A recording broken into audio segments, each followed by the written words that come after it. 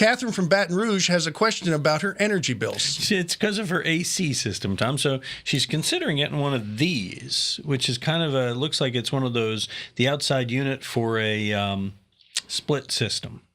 It is, or it could be a package system the way it's set up. But okay. All right. One of these is an air conditioner, so I like it. Okay, cool. Okay. My bill, she says, with window units, she's using window units right now, is about $100.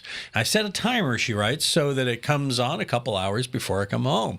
And I'd consider a central unit, but the condenser will not fit in the attic, and I don't have closet space. So she wants to know, do you recommend a system like this, or a mini split ductless, or what?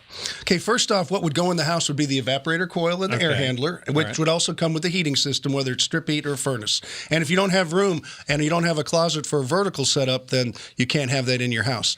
Secondly, the reason her bills are so low is she only air conditioned one little room with that little window unit for about 5 hours a day probably, and that was enough. So you're going to get really low bills if you're going to do that. But you do have an option today by having a ductless split system put in your home. You can have up to 4 different heads on one condensing unit, which goes on the outside of the house, and it can go into different rooms. And you can put it on a timer. You can put it has a little remote control. You just turn it on when you get in, and you can just cool one room at a time and keep your bills very low. But the initial setup of it's going to be rather expensive, so you're going to have to get past that first installation sticker shock. We have one and love it.